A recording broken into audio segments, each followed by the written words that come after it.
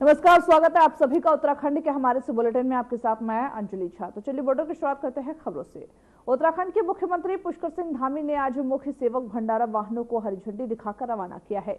यह भंडारा विशेष रूप से जरूरतमंदों और गरीबों के लिए किया गया, जिसमें खाद्य सामग्री और अन्य आवश्यक वस्तुएं वितरित की जाएंगी। मुख्यमंत्री ने इस अवसर पर कहा कि राज्य सरकार द्वारा समाज के कमजोर वर्गों को लगातार सहायता प्रदान की जा रही। मुख्य सेवक भंडारा कार्यक्रम का उद्देश्य महामारी और अन्य कठिन परिस्थितियों में लोगों की मदद करना है।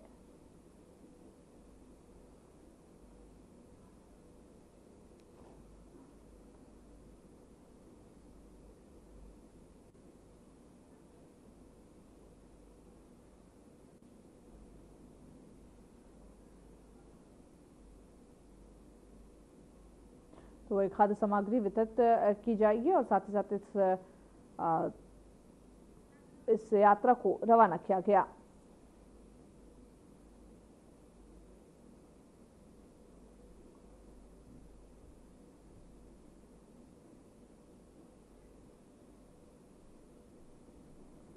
जिसमें भंडारा वाहनों को रवाना किया गया। भंडारा वाहनों को हरी झंडी दिखाकर सीएम धामी ने रवाना किया और साथ ही साथ ये भी कहा कि इस वाहन से जो जरूरतमंद लोग हैं, जिनके पास अनाज नहीं उपस्थित है, उनको मुहैया कराया जाएगा। उत्तराखंड में चार धाम यात्रा की तैयारियों को लेकर के मुख्यमंत्री पुष्कर सिंह धामी ने कहा कि चार धाम की तैयारियां पूरी हो चुकी हैं, लोग उत्साहित हैं। उन्होंने यात्रा को सुरक्षित और सुखद बनाने के लिए किए गए जो प्रयास है उसकी सराहना की।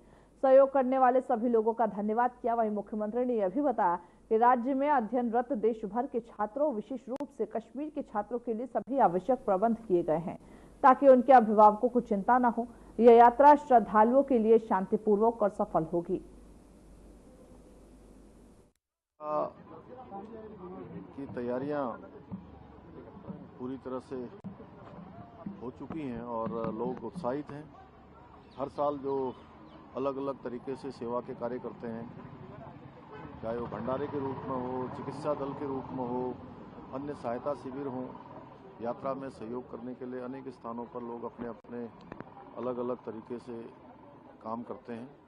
सभी लोग बहुत उत्साहित हैं और ये एक तरह से बड़ा मैं कहूँ कि पर्व भी कहिए इसको, और एक तरह से राज्य के लिए एक बहुत लोगों को इसका इंतजार रहता है। उत्तराखंड के मुख्यमंत्री पुष्कर सिंह धामी ने संजीवनी किट का शुभारंभ किया। इस किट का उद्देश्य राज्य में स्वास्थ्य सेवाओं को बेहतर बनाना और नागरिकों को बेहतर चिकित्सा सहायता प्रदान करना है। मुख्यमंत्री ने इस अवसर पर कहा कि संजीवनी किट में आवश्यक दवाओं और चिकित्सा उपकरण शामिल हैं, जिन्हें प्राथमिक स्वास्थ्य केंद्र और जरूरतमंद क्षेत्रों में वितरित किया जाएगा। यह पहल विशेष रूप से ग्रामीण और दूर दराज इलाकों में लोगों की स्वास्थ्य समस्याओं को जल्दी हल करने के लिए मदद करेगी। वह इस योजना के माध्यम से स्वास्थ्य संकट की स्थिति में नागरिकों की त्वरित मदद भी उम्मीद जताई जा रही।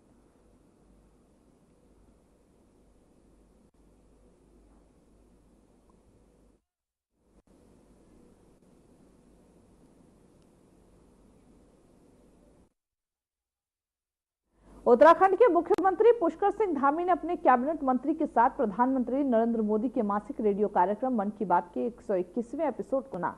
इस दौरान मुख्यमंत्री ने प्रधानमंत्री के संदेशों को प्रेरणादायक बताया और कहा कि यह कार्यक्रम समाज में सकारात्मक बदलाव लाने में मददगार साबित होगी। मुख्यमंत्री धामी ने कार्यक्रम को सुनने के बाद इसे प्रदेशवासियों के बीच प्रसारित करने का संकल्प लिया ताकि प्रधानमंत्री द्वारा दिए गए दिशा निर्देश और संदेशों को अधिक से अधिक लाभ उठाया जा सके।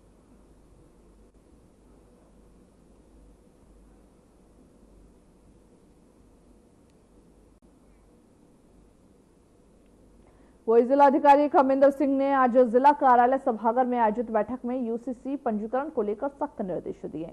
उन्होंने बताया कि 26 मार्च 2010 के बाद विवाह करने वाले सभी व्यक्तियों को 30 अप्रैल तक यूसीसी पोर्टल पर रजिस्ट्रेशन कराना अनिवार्य होगा।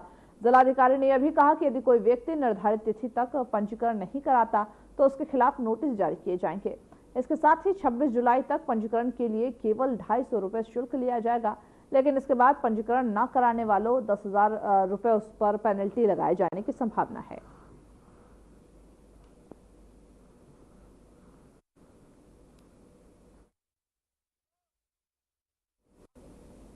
वही चारधाम यात्रा में 50 वर्ष से अधिक आयु के यात्रियों के लिए अनिवार्य स्वास्थ्य स्क्रीनिंग और 25 चिकित्सा सहायता केंद्रों की स्थापना की गई। सचिव स्वास्थ्य डॉक्टर आर राजेश कुमार ने यह बताया है कि इस बार यात्रा के दौरान स्वास्थ्य सेवाओं को बेहतर बनाने के लिए 60 विशेषज्ञ डॉक्टर, 40 MBBS चिकित्सक और एम्स के विशेषज्ञों की तैनाती की जाएगी। यात्रियों की बढ़ती संख्या को देखते हुए 50 स्क्रीनिंग पॉइंट्स और 25 चिकित्सा सहायता केंद्र स्थापित किए गए हैं। इनमें से 5 जो है वो अतिरिक्त चिकित्सा सहायता केंद्र हैं, बद्रीनाथ मार्ग पर और 2 यमुनोत्री मार्ग पर लगाए गए। यह कदम यात्रा को सुरक्षित और व्यवस्थित बनाए रखने के लिए उठाया गया।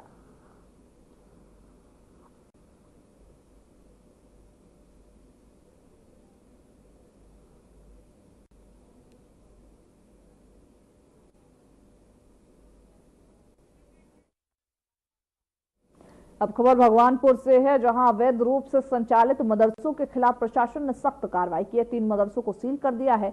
भगवानपुर क्षेत्र में प्रशासन ने अवैध मदरसों के खिलाफ बड़ी कार्रवाई को अंजाम दिया, जिसमें एसडीएम भगवानपुर जितेंद्र कुमार के नेतृत्व में प्रशासनिक टीम ने हल्लू माजरा, मक्खनपुर और मोहितपुर गांव में स्थित 3 मदरसों को सील किया है। बताया जा रहा है कि मदरसों में कोई भी वैध मान्यता नहीं थी, पंजीकरण भी नहीं कराया गया था। कार्रवाई के दौरान मौके पर भारी पुलिस बल तैनात थे। क्षेत्र में हड़कंप मच गया। वही प्रदेश भर में अवैध मदरसों के खिलाफ चल रहे जो अभियान है, उसके तहत ही रुड़की में लगातार कार्रवाई जारी है।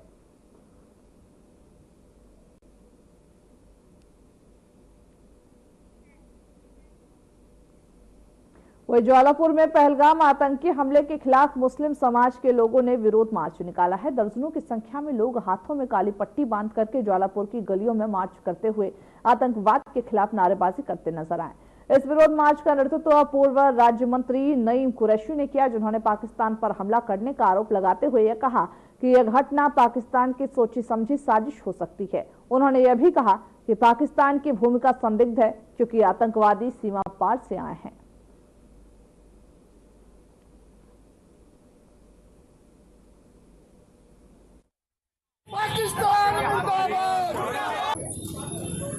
देखिए, सीधा सच्चा सा उद्देश्य है कि हमारा मुल्क शांति प्रिय मुल्क है और हमारे देश के अंदर ऐसी घटनाएं शर्मनाक है।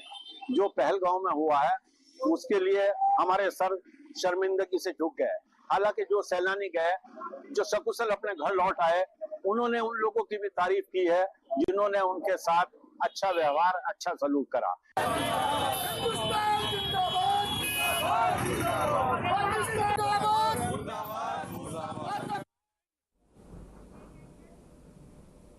वही लक्ष्मण झूले के पास गौघाट पर बड़ा हादसा हो गया, जब HDFC बैंक के 34 वर्षीय कर्मी प्रदीप ढाका हरियाणा से अपने 4 दोस्तों के साथ गंगा में नहाने आए थे और गहरे पानी में डूब गए। देखते ही देखते प्रदीप नदी की तेज धारा में बहकर गायब हो गए। सूचना मिलते ही SDRF और जल पुलिस की जो टीमें थी वो तुरंत घटनास्थल पर पहुंची और सर्च ऑपरेशन चलाया गया।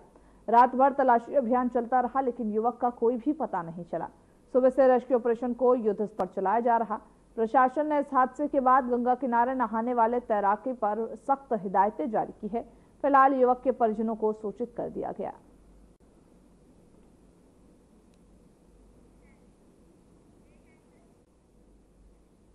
भादराबाद थाना क्षेत्र में चोरों के हौसले बुलंद नजर आए हैं, जहां पर राष्ट्रीय इंटर कॉलेज के पास स्थित जय श्री राम सीमेंट सरिया स्टोर में दिन दहाड़े गले से हजारों रुपए चोर ने मिनटों में साफ कर दिए। पूरी वारदात CCTV कैमरे में कैद हो गई है। पुलिस अब फुटेज के आधार पर चोरों की तलाश कर रही है, जबकि लगातार हो रही चोरी की घटनाओं से व्यापारी वर्ग में दहशत का माहौल है।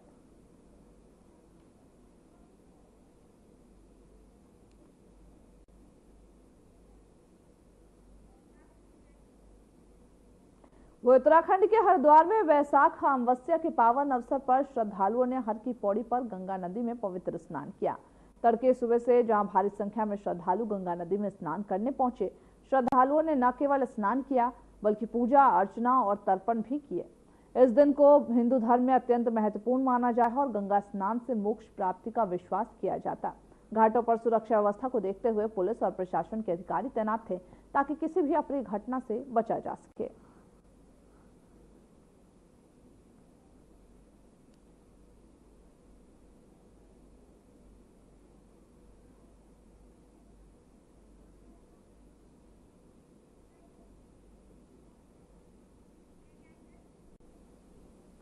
वही थराली में पिंडर नदी के मलबे उठान को लेकर के थराली नगर पंचायत क्षेत्र में जाम और विवाद की स्थिति पैदा हो गई।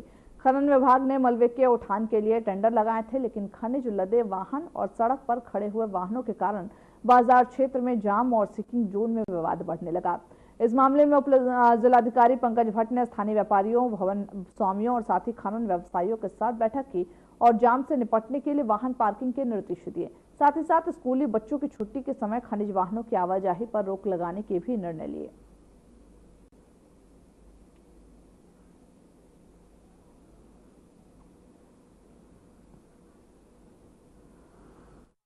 में जो चैनलाइजेशन कर जो मलबा उठान की जो प्रक्रिया थी उसके लिए उस कारण जो जाम की स्थिति यहाँ पे बनते जा रही है, तो उसके लिए आज हमने मीटिंग बुलाई थी, जिसमें थानाध्यक्ष थराली, अधिशासी अधिकारी नगर पंचायत, PWD, सिंचाई खंड थराली, इन सभी को हमारे द्वारा यहाँ बुलाया गया था। तो इस क्रम में आज हमारे द्वारा जो मीटिंग में जो प्रस्ताव पारित किए गए हैं, एक तो ये कि कोई भी वाहन बाजार में पार्किंग नहीं होगी, और दो हमने जो टू व्हीलर था उनके लिए हमने पार्किंग के स्थान चिन्हित किए हैं। एक तो मस्जिद हमारा जो चौराहा था उसके पास वहाँ पर पार्किंग की जाएगी, दूसरा तो सरस्वती शिशु मंदिर है उसके ऊपर एक पार्किंग की जाएगी। सेकंड जो पॉइंट था, वहाँ पे हमारा स्कूल है सरस्वती विद्या मंदिर शिशु मंदिर, तो उसके बच्चे वहाँ पे जाते हैं तो पेरेंट्स वहाँ पे आते हैं, जाम की स्थिति उसमें बनती है दिन के टाइम पे।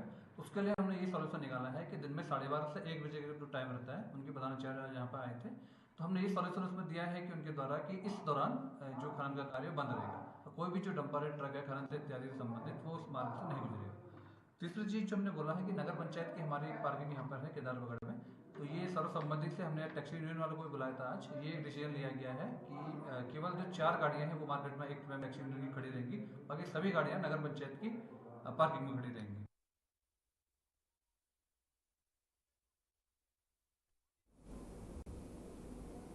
वही नैनीताल जिले के कालाढूंगी थाना क्षेत्र में एक बड़ा सड़क हादसा हुआ, जिसमें 2 लोगों की जलकर मौत हो गई और 4 लोग गंभीर रूप से घायल हो गए।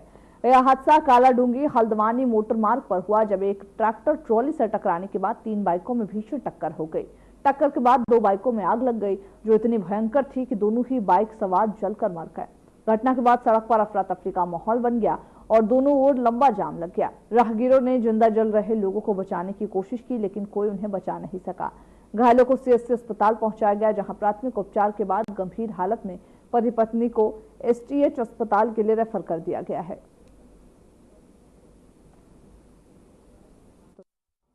बता रहे थे हम आपको कि किस तरीके से जो सड़क हादसा में लोग जलकर मर गए हैं।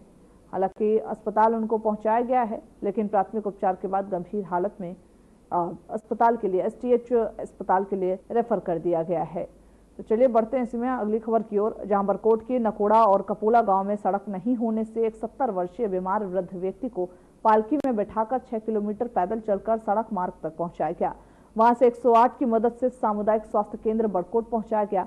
एक और सरकार हर गांव को सड़क से जोड़ने की बात करती है, तो वही दूसरी ओर आजादी के 78 वर्ष पूरे होने के बाद भी नकोड़ा और कपोला गांव में सड़क नहीं होने से कई गर्भवती महिलाएं और बीमार लोग अस्पताल पहुंचने में पहले से ही रास्ते में दम तोड़ देते हैं। 2022 के विधानसभा चुनाव में ग्रामीणों ने रोड नहीं तो वोट नहीं का नारा देकर विरोध किया था, जबकि ग्रामीणों का कहना था कि रोड का सर्वे किया जाए। चलिए बॉर्डर में वक्त हो चला एक छोटे से ब्रेक का, जल्द होंगे हाजिर।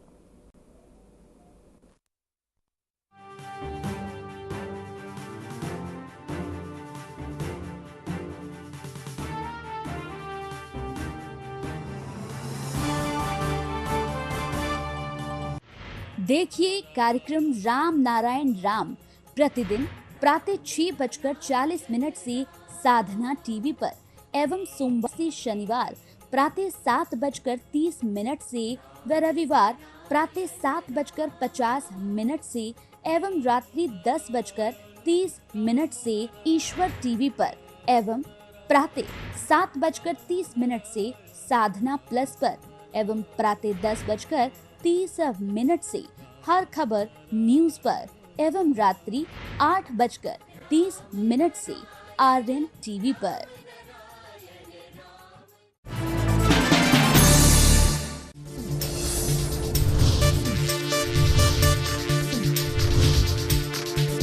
साधना इंस्टीट्यूट के छात्र हर साल नए नए जगहों पर नए नए संस्थानों पर काम करने के लिए जाते हैं, उन्हें प्लेसमेंट मिलता है और साथ ही साथ वो संस्थानों का और साधना इंस्टीट्यूट का नाम भी रोशन करते हैं। तो अगर आप इलेक्ट्रॉनिक मीडिया मास कम्युनिकेशन में अपना करियर बनाना चाहते हैं तो साधना इंस्टीट्यूट आपके लिए एक सबसे बढ़िया विकल्प है।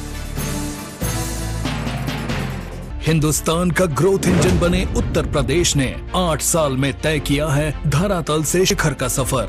2017 से पहले वाले बीमारू राज्य के धब्बे को मिटाने के लिए अपराध के प्रति जीरो टॉलरेंस, अधोसंरचना का तीव्र विकास और युद्ध स्तर पर किया गया है कल्याणकारी योजनाओं का क्रियान्वयन। एक्सप्रेसवे, एयरपोर्ट, मेट्रो रेल, रोजगार, शिक्षा, स्वास्थ्य, किसान सम्मान निधि, फसलों का उचित मूल्य और ईज ऑफ डूइंग बिजनेस में यूपी बना है नंबर 1। 500 साल बाद अयोध्या में श्री राम लला का भव्य मंदिर और दिव्य भव्य महाकुंभ में 66 करोड़ 30 लाख से अधिक श्रद्धालुओं के पुण्य स्नान से विरासत का संरक्षण और आर्थिक उन्नति की गढ़ी गई है नई परिभाषा। प्रधानमंत्री नरेंद्र मोदी के मार्गदर्शन और मुख्यमंत्री योगी आदित्यनाथ के कुशल नेतृत्व में $1 ट्रिलियन इकोनॉमी के लक्ष्य की ओर तेजी से बढ़ रहा है उत्तर प्रदेश। करके दिखाए जो, डबल इंजन सरकार है वो।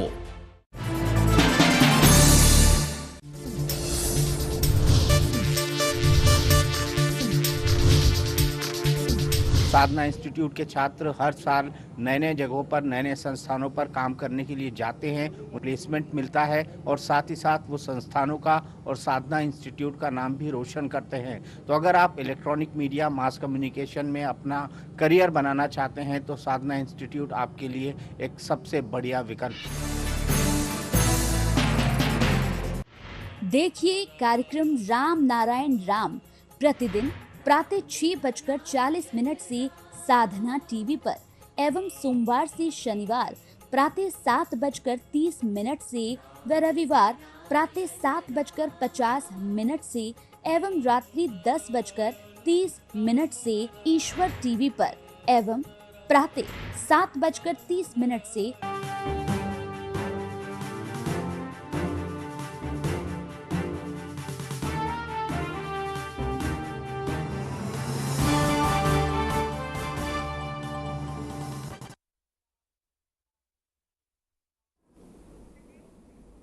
ब्रेक के बाद आप सभी का एक बार फिर से स्वागत है हमारे इस बुलेटिन में। बढ़ते हैं खबरों की ओर।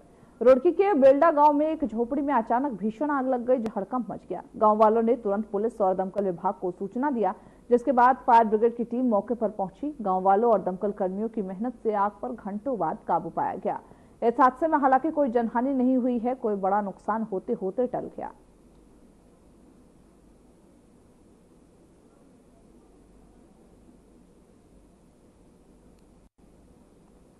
जहां बेलडा गांव के एक झोपड़ी में आग लग गई, जिसके बाद आग को बुझाने के लिए दमकल कर्मी वहां पर पहुंचे। कड़ी मशक्कत के बाद आग पर काबू पा लिया गया, लेकिन फिलहाल इसमें बताया जा रहा है कि आग से किसी को नुकसान नहीं हुआ है, न तो कोई जनहानि की नुकसान हुई है, न ही किसी तरीके की कोई पैसों का नुकसान हुआ है।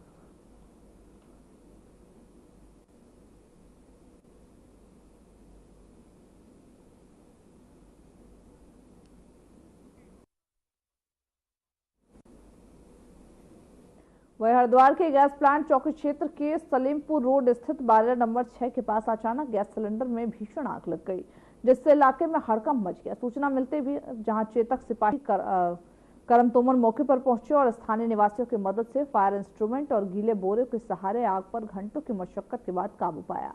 वही बाद में फायर ब्रिगेड भी मौके पर पहुंची। गलीमती यह भी रही कि कोई जान माल का नुकसान नहीं हुआ इसमें।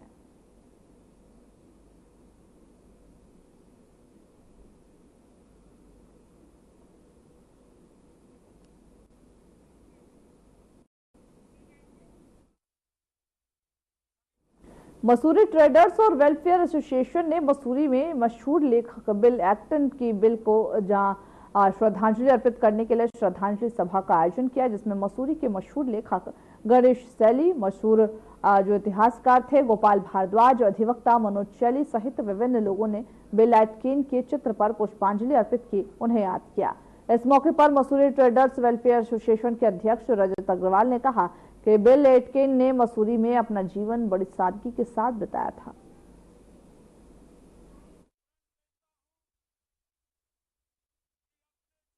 Bill Saab ko, I saw him, he left for Dehradun. They took him down. I saw him in the hospital. And मेरा यही है कि बिल साहब का जो लेगेसी है वो उनकी किताबें हैं, और किताबें वही नहीं जो 20-25 उन्होंने लिखी है, किताबें वो हैं जो उनने संग्रह की हैं। वो जो है, all these books should be preserved in that property as a Bill Aiken Memorial Trust. तो बिल साहब की प्रॉपर्टी है, उनका पर्सनल बिलोंगिंग्स हैं, उनको रिस्टोर करना चाहिए और उनको किसी संग्रहालय में रखना चाहिए। उनकी कृतियां हैं, उनका बहुत सारी चीज़ें वहाँ पे हैं और वो ख़राब ना हो, तुरंत सरकार को उनको अपने कब्जे में ले। सार्वजनिक एक वहाँ पे पुस्तकालय बनना था और वो बंद पड़ा है सब कुछ अभी, उसको सार्वजनिक के लिए खोला जाना चाहिए और माउंटेनिंग स्टडीज़ के लिए, जो कि राजमाता पृथ्वी वीर कौर जो सपना था। दशक में उत्तराखंड आ गए और 1970 में मसूरी आ गए। उनके इतने लंबे जीवन काल का समय जो उन्होंने मसूरी में बिताया, उससे हमें बहुत प्रेरणा लेने की आवश्यकता है। बिल एटकिन साहब एक राइटर थे, ट्रैवलर थे। उन्होंने कई किताबें नंदा देवी पे लिखी, उन्होंने कई किताबें रेल यात्रा पे, रेल के इंजन में किस प्रकार से धुएं से गाड़ियाँ चलती उस पर लिखी। जगह जगह जाकर घूम घूम कर युवाओं को प्रेरणा दी, हिंदू धर्म को अपनाया। हिंदू धर्म से प्रेरित होकर उन्होंने न सिर्फ नंदा देवी पे अपनी रचनाएं लिखी, बल्कि अपने मरने के बाद भी उन्होंने कहा कि मेरी जो आखिरी अस्थियां हैं वो गंगा जी में बहाई जाएं, मेरा हिंदू धर्म के हिसाब से मेरा अंतिम संस्कार हो। ऐसे व्यक्तित्व को हम प्रणाम करते हैं। वो हमेशा मसूरी में घूमते हुए लाठी के साथ पाए जाते थे, हमेशा भारतीय प्रोडक्ट्स दुकान से खरीदते थे, विदेशी। वही नैनीताल जिले के कालाडूंगी थाना क्षेत्र में एक बड़ा हादसा हो गया, जहां 2 लोगों की जलकर मौत हो गई, 4 लोग इसमें गंभीर रूप से घायल हो गए। यह हादसा कालाडूंगी हल्द्वानी मोटरमार्ग पर हुआ, जब एक ट्रैक्टर ट्रॉली से टकराने के बाद 3 बाइकों में भीषण टक्कर हो गई। टक्कर के बाद 2 बाइकों में आग लग गई, जो इतनी भयंकर थी कि दोनों बाइक सवार इसमें जलकर मर गए। घटना के बाद सड़क पर अफरा तफरी का माहौल बन गया और दोनों ओर लंबा जाम लग गया। राहगीरों ने जिंदा जले हुए लोगों को बचाने की कोशिश की, लेकिन कोई उन्हें बचा नहीं सका। घायलों को सीएससी अस्पताल पहुंचाया गया, जहां प्राथमिक उपचार के बाद गंभीर हालत में पति पत्नी को एसटीएच अस्पताल रेफर कर दिया गया।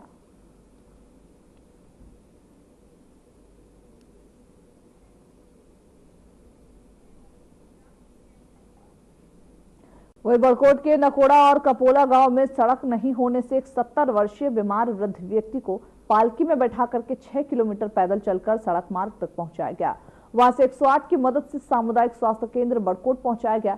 एक और सरकार हर गांव को सड़क से जोड़ने की बात करती है, तो वहीं दूसरी ओर आजादी के 78 वर्ष पूरा होने के बाद भी नकोड़ा और कपोला गांव में सड़क नहीं होने से कई गर्भवती महिलाएं, कई बीमार लोग अस्पताल पहुंचने से पहले ही दम तोड़ देते।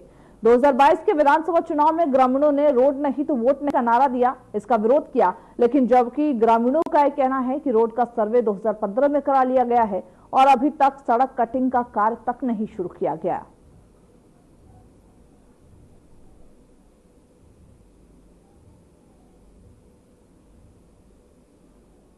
जो ये घटना है, ये कोई पहली घटना नहीं है।